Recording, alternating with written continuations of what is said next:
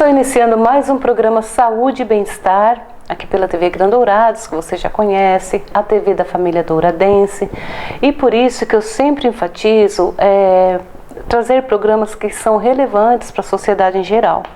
E a gente sabe que hoje a saúde mental é uma coisa preocupante, é um assunto que tem sido muito debatido, e por isso que eu estou sempre aqui com a doutora Elizabeth, porque ela é especialista em assuntos como esses. E o que a gente vai falar hoje é sobre um transtorno chamado Tourette. Mas eu não sei o que significa, imagino que você não, mas a doutora Elizabeth é especialista e vai poder nos apoiar para discorrermos sobre esse assunto. Doutora, muito obrigada mais uma vez. Por que o nome Tourette? Tourette é o psiquiatra francês Gilles de la Tourette, no final do século XIX, que foi quem melhor descreveu mais bem descreveu essa síndrome em uma dissertação sua. O que é o transtorno de Tourette? Ele consiste em tiques motores diversos e pelo menos um tique vocal. Então, exemplos básicos seriam, então, assim, piscar, mas também aqui o braço, também a cabeça, ou aqui a cabeça, a mão, não é? E existem tiques motores mais complexos, onde você tem que realizar movimentos mais complexos. E os tiques vocais, eles podem ser palavras que você diz, né? Palavras totalmente fora do contexto. Até existe o caso da coprolalia, que é o que chama atenção, mas que é raro, que eu, por exemplo, nunca vi. Que são aquelas pessoas que falam palavrão. Então eu estou conversando com você e de repente eu falo um palavrão, mas eu não estou te xingando e não estou... É uma palavra que escapa, totalmente descontextualizada. Então, assim, são tiques motores e tiques vocais por um determinado período de tempo. É uma doença em si benigna, ou seja, ela não está relacionada a problemas psiquiátricos, assim, no sentido muitos deles vão ter alguns problemas psiquiátricos, que são o TDAH e o TOC. Eu vou falar sobre isso depois. Mas o Tourette em si não tem nada a ver, assim, com loucura, com doença psiquiátrica. Também é muito importante saber que não é frescura, não é uma coisa que a pessoa está fazendo de propósito ou fazendo para chamar atenção. Piora quando está nervoso, quando está irritado. É uma doença que geralmente surge na infância, então o pico é de 8 a 10 anos, pode aparecer com 6, 7 anos, mas pode aparecer também com crianças de 2 a 3 anos, menos frequentemente, então mais frequente é aparecer entre 8 a 12 anos, e é uma doença que na maioria das vezes remite espontaneamente, então lá pelos 18, 20 e poucos anos, a doença tende a desaparecer. Que bom. Ou, se ela não desaparecer, ela tende a melhorar bastante. Mais ou menos 20%, 1/3 dos casos é que permanecem com os sintomas nas próximas décadas. Por que é uma doença ruim? Ela é ruim porque ela causa um constrangimento social, porque as pessoas ficam observando ali aqueles movimentos, e porque ela pode causar também até mesmo dores, né? Porque se você fica fazendo muito movimento aqui, pode até dar algum problema de coluna, né? Hérnia de disco, né, dores no pescoço. Então às vezes você tem essas dores, mas o principal, a principal consequência negativa do transtorno de Tourette é o constrangimento social. Por isso que o principal é o esclarecimento das pessoas. Então o esclarecimento é assim, não é para se aparecer, não deve chamar a atenção da pessoa, não é culpa dele, não é uma coisa que dá para segurar. Ou melhor, dá para segurar sim. Então muitas vezes, por exemplo, se eu tenho o Tourette, eu estou fazendo essa entrevista, então eu seguro, eu me controlo. Mas quanto mais eu me controlo, mais tensa eu vou ficando internamente, porque é como se eu estivesse controlando uma coceira. Você imagina como é ruim isso, né? Quando eu controlo uma coceira é ruim.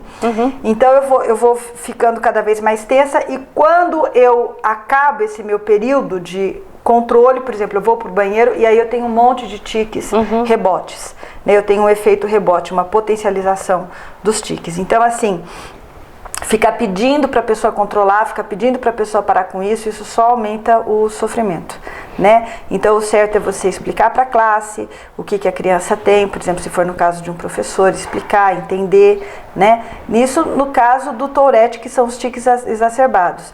O que talvez não tenha ficado muito claro é assim: Tiques, muitas crianças têm. Até 10% das crianças ou das pessoas vão ter tique em alguma vez na vida. Então, esse tique de piscar, isso não é o transtorno de Tourette. O transtorno de Tourette seria a forma mais exacerbada disso daí. Então, são tiques motores e tiques vocais juntos. E são tiques motores diversos. Então, é uma coisa assim, mais, como eu falei, mais acentuada, mais grave. Né? A gagueira não seria... A gagueira não. Não se enquadra nesse... Não. Essa síndrome, mas né, o tique vocal, ele pode ser, por exemplo, né, ou entendi. Algum barulho assim, ou ele pode ser a vocalização, que pode ser sentenças ou gritos, né, né, uma vocalização fora do contexto, ou até mesmo palavras. E qual é a faixa etária que essa síndrome então, ela aparece geralmente ela pode aparecer a partir dos 6, 7 anos. O pico de incidência, né, é com 8 a 12 anos, né? Na maioria das vezes tende a melhorar no decorrer da juventude, então depois dos 18, 20 anos a tendência é melhorar ou até mesmo remitir. Pode aparecer também em crianças mais novas, por exemplo, com 2 anos, 3 anos pode ter também. Tem uma teoria que acabou não se sedimentando muito, mas que também não é excluída, que é a doença pós-estreptocócica. Talvez seja muito científico falar sobre isso aqui. Se você tem uma faringite, né? Você tem uma amidalite pela bactéria Streptococcus, o seu corpo produz anticorpos contra essa bactéria, o que é normal. Mas esses mesmos anticorpos, eles podem atacar algumas regiões do cérebro, os gânglios da base, e produzir a coreia de Sydenham, que é um outro tipo de distúrbio de movimento, produzir também Então existem alguns estudos que tentam correlacionar isso com toque e com transtorno de Tourette.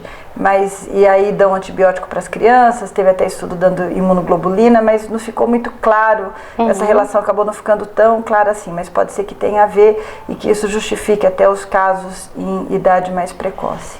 Então, e você comentou que a faixa etária é em média dos 8 aos 12 anos. Então, se a pessoa tem esse transtorno, significa que passando essa faixa etária ela vai se curar? Não necessariamente, né? A gente sabe que as chances são boas de boa melhora ou até mesmo de remissão. 20% dos casos não vão melhorar. Então, mais ou menos 20, 25% dos casos não vão ter melhora.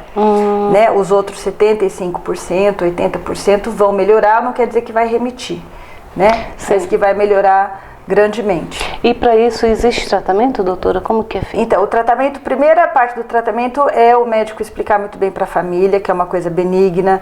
Como eu disse, não é culpa da criança, não adianta chamar atenção, não colocar a criança sob muito estresse, observar se a criança está muito ansiosa, tá? Explicou tudo isso, explicar para a professora por sua vez tem que explicar para a classe, para ele não sofrer estigma, não sofrer bullying, não ficarem rindo dele, tá? Tudo isso. Feito tudo isso, não, mas os tiques estão muito doloridos ou são muito desagradáveis ou por demais constrangedores, aí a gente pode tratar com medicação sim. Então geralmente a gente usa neuroléptico. Trata com medicação. Eu imagino que uma criança com 12 anos que tenha essa síndrome, ela deve sofrer com isso, deve gerar sofrimento, né? Sim. E aí o ideal é que os pais procurem, então, uma pessoa especializada para poder aí fazer um acompanhamento e tirá-la desse sofrimento, né, doutora? Porque é o que você falou, às vezes a pessoa sofre pela rejeição, pela a sociedade que olha diferente, né? Tem um olhar diferente sobre aquilo. Agora, o que me chamou a atenção é que eu conheci uma pessoa normal, assim, que não tinha nenhum tique desse, né? E, na verdade, depois dos 20 anos, ela começou a ter esse tique de ficar fazendo assim com o ombro. Então, foi já numa faixa mais de idade tardia. Assim, nada impede que a pessoa comece com isso por volta dos 20 anos, né? Mas tem uma causa? Seria estranho, por exemplo, se ela começar depois dos 40, aí a gente já iria fazer um estudo de neuroimagem, porque aí a gente pensaria talvez em alguma lesão secundária, alguma lesão que tenha acontecido recentemente atingindo os núcleos da base. A explicação para o transtorno de Tourette é uma desregulação dos circuitos frontoestriatais. Então, a explicação seria assim: nós temos circuitos que tentam selecionar aquilo que eu devo pensar e como eu devo agir. E aí a gente entra, por que o transtorno de Tourette ele está muito associado ao TOC e ao TDAH. O TDAH é o transtorno do déficit de atenção e hiperatividade. Então a pessoa tem uma dificuldade no déficit de atenção em inibir as coisas que não são para ela prestar atenção. Então uma dificuldade em filtrar, inibir pensamentos, estímulos, e porque isso é fundamental para que ela se concentre. E também ela tem uma dificuldade em inibir os impulsos motores. Então por isso que eu estou me mexendo o tempo todo, porque eu não consigo inibir. Então essa falha de inibição, que também está associada aos circuitos frontoestriatais no TDAH, ela também é uma falha de inibição no TOC, o transtorno obsessivo compulsivo. Eu não consigo inibir os pensamentos repetitivos que vêm, que me pedem para conferir se a luz está apagada ou está acesa, se o fogão está ligado ou está aceso, ou que eu tenho que lavar a minha mão. Então isso também é uma falha de inibição. E no Tourette parece que também é uma falha de inibição, nesse caso motora. Então por isso que esses três transtornos, eles são muitas vezes concomitantes. Eu posso ter Tourette e alguns traços de TOC, alguns traços de TDAH, ou TDAH e o TOC muito severos. Então eu sempre tenho que examinar se tem uma coisa, eu tenho que procurar pelas outras duas. TDAH, TOC e Tourette. Então muitas vezes o Tourette nem é o que mais está fazendo mal para a criança, não é nem o mais debilitante ou o que está piorando a qualidade de vida. Às vezes são até esses outros transtornos, o TDAH e o TOC. Então você me perguntou a causa. Então a causa é uma origem poligênica, ou seja, são vários genes que interagem com o ambiente de formas que a gente não conhece e que aumentam o teu risco de ter esse transtorno, que por sua vez pode aparecer em diferentes graus. Eu posso ter um Tourette que não é tão horrível, eu posso ter um Tourette gravíssimo, altissimamente incapacitante. Então a doença também aparece em severidades diferentes. E o que acontece é essa falha de inibição desses circuitos. Então eu tenho que ter um circuito onde eu tenho uma ideia, mas aquela ideia é selecionada. Se ela vai ser mantida na minha consciência ou não. Se essa ideia vai ser executada ou não. Se o meu movimento vai ser executado ou não. E por algum motivo eu não consigo inibir. Então são essas falhas de inibição dos circuitos frontoestriatais. E a pessoa, doutora, que tem essa síndrome, você, né, como especialista sobre isso, tem a clínica, eu imagino que pessoas te procuram para esse tratamento. Causa muito sofrimento na pessoa? Ah, sim, porque geralmente é adolescente, e o adolescente já tem vários motivos para ter insegurança, a questão da autoestima, da aparência, ser aceito pelo grupo, ter a primeira namorada, a descoberta da sexualidade. Então, tem várias coisas acontecendo na adolescência que a tornam já um período crítico. Certo. E aí, se ele tem esses tiques, então, e a família não entende, as pessoas na escola não entendem, então ele fica muito complexado, sim, fica muito mal. Além do que, o próprio tique também te prejudica na concentração, né? Eu imagino. Bom, o meu diretor sinalizou aqui que a gente vai para o nosso intervalo e na volta a gente vai falar como a família, né, deve lidar com essa situação. Tá bem.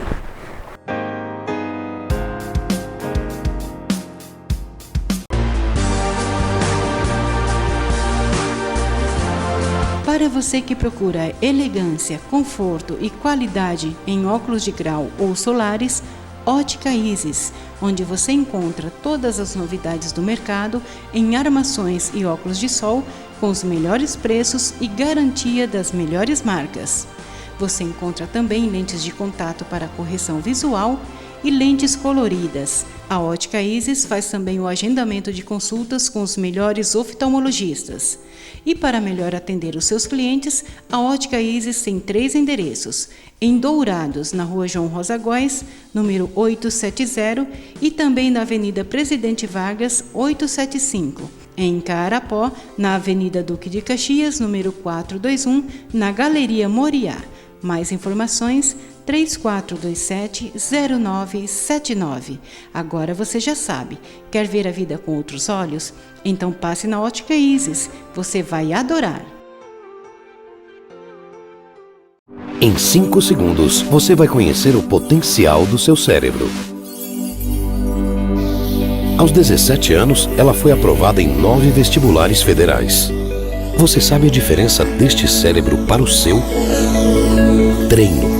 Supera. Ginástica para o cérebro. Treine seu cérebro. Vá mais longe.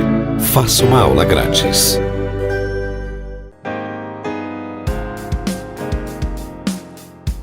E de volta com o nosso programa Saúde e Bem-Estar, você já conheceu um pouco sobre esse transtorno de Tourette e a doutora vai explicar para a gente agora sobre como a família deve proceder quando perceber a criança com esses tiques, né, doutora?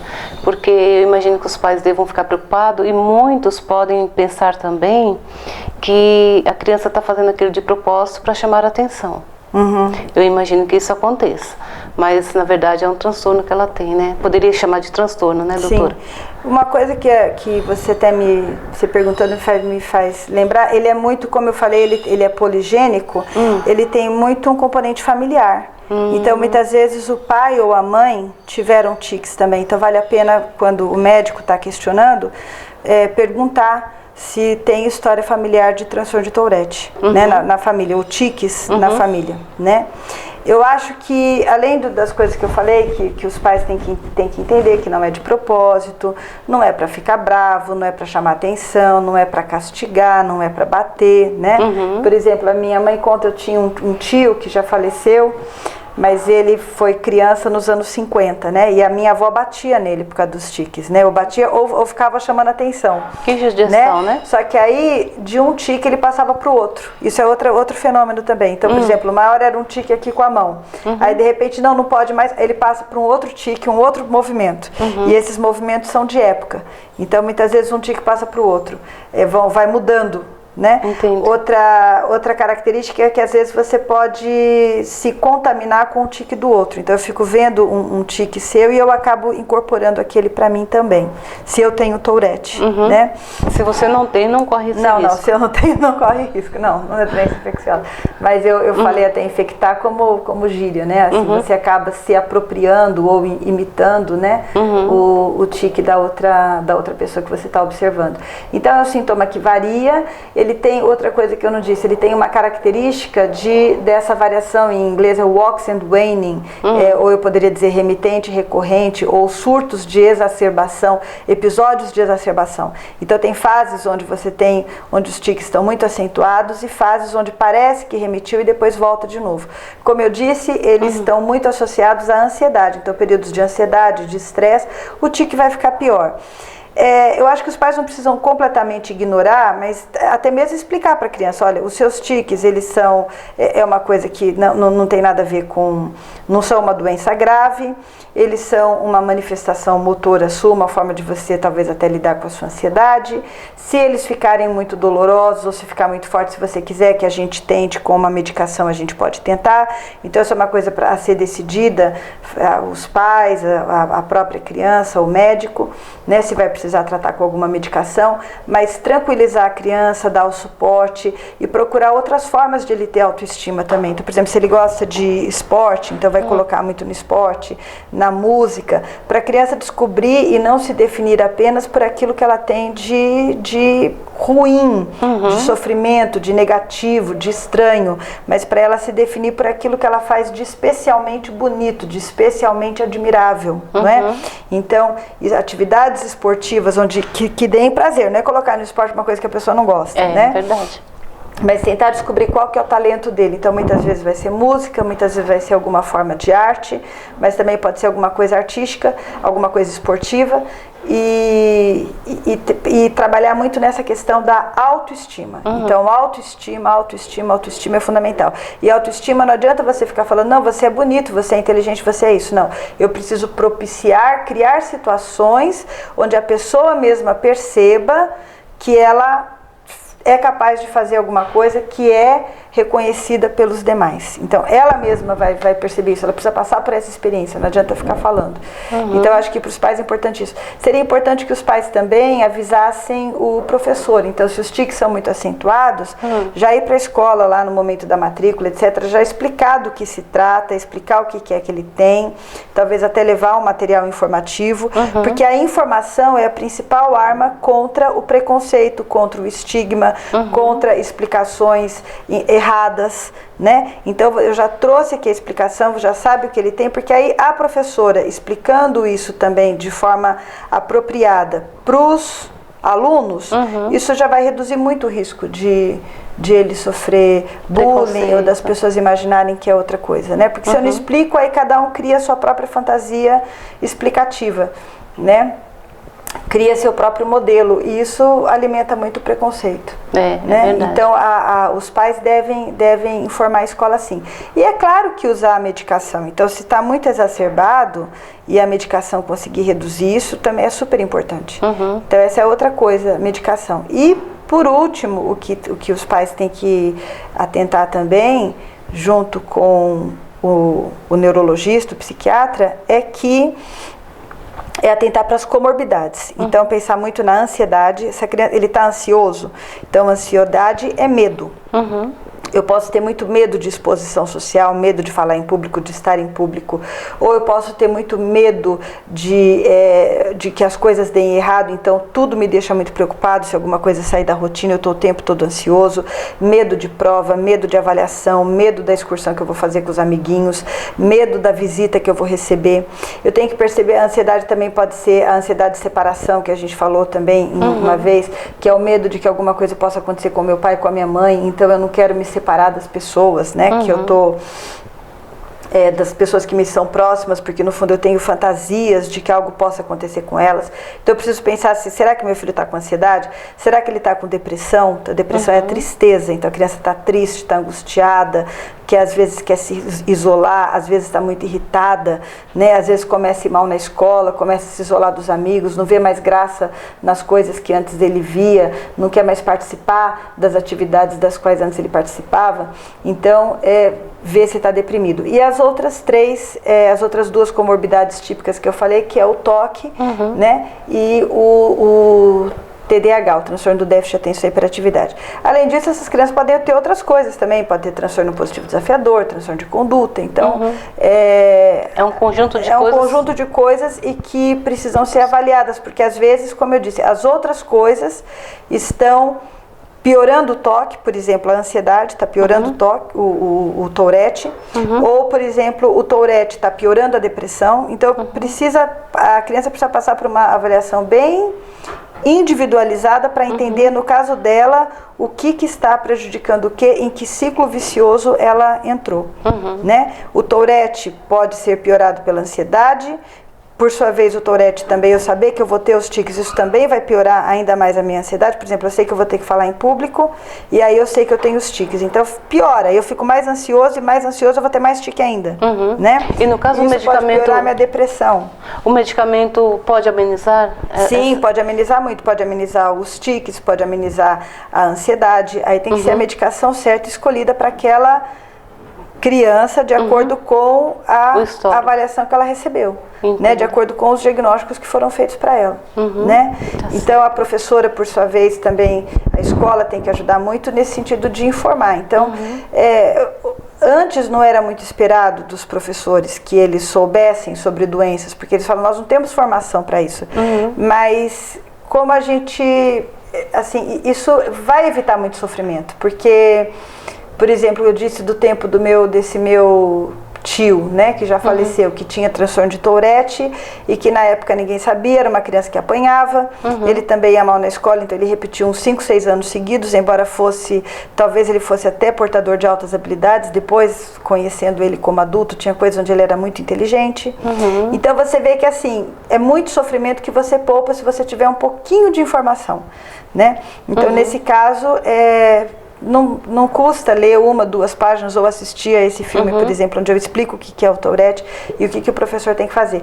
Então, explicar, não é uma doença psiquiátrica, no sentido de ser um distúrbio de comportamento, não tem nada a ver com loucura, não tem nada a ver, não é uma coisa que ele está fazendo também de propósito, ele tem consciência de que aquilo está inadequado, mas é uma coisa que ele não consegue controlar muito bem, né? É um tique motor, e é como se fosse uma coceira que você quer coçar e você não consegue inibir muito bem aquele movimento.